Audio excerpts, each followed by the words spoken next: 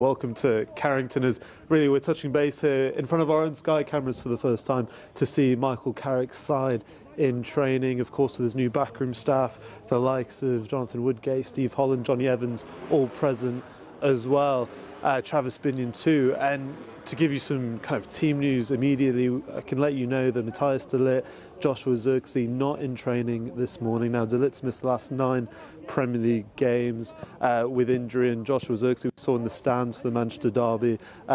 Looks unlikely to be involved against Arsenal, you could say, for this weekend. We'll see if he's back for Fulham the following weekend. But of course, this group of players will be still pretty jubilant and really pleased with what was probably their best performance, of course, this season against Manchester City in that 2-0 win in the Manchester derby on Saturday. And Dan, obviously there's been a lot of talk about who is leading training. Right now it looks like Michael Carrick is pretty hands-on. What's been the roles and responsibilities of Steve Holland, Jonathan Woodgate, Johnny Evans? What have you noticed?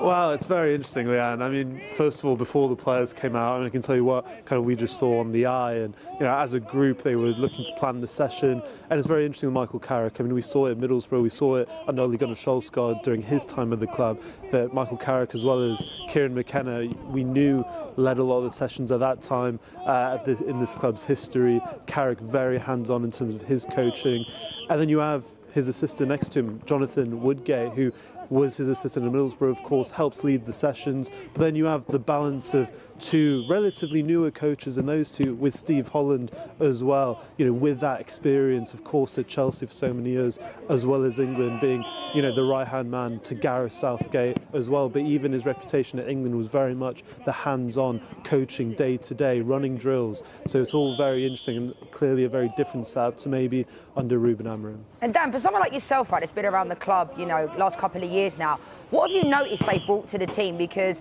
I'm not having that the players turned on that performance in just 3 days of him being there. So what do you think he's done that's like magically turned things around so quickly?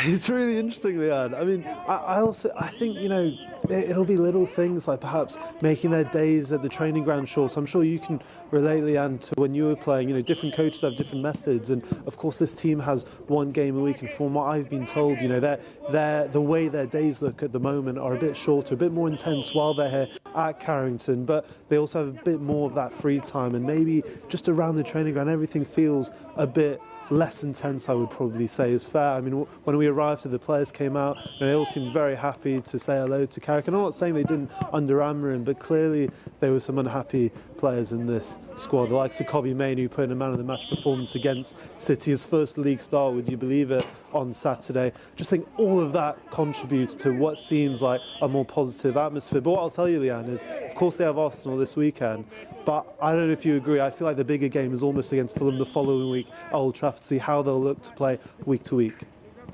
Yeah, and in terms of players, you mentioned Kobbie Mainoo there. Which players do you think will benefit most from this change of head coach?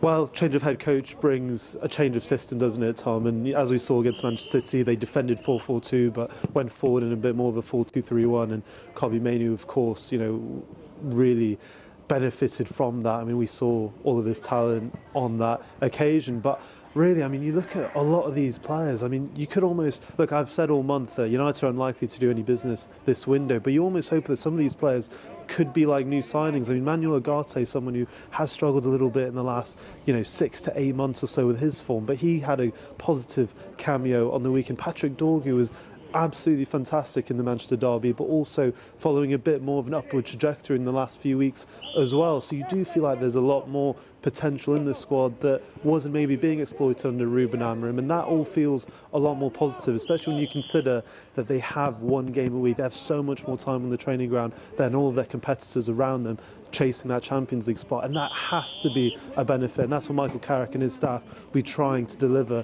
in these sessions that hopefully go into more positive results. I mean, this United team have really struggled to put together consistent results, and that will be the biggest challenge for this team, I think, post-Arsenal, whatever happens in that game after the weekend. Yeah. OK, Dan, thank you. Nice one, Dan. Thanks.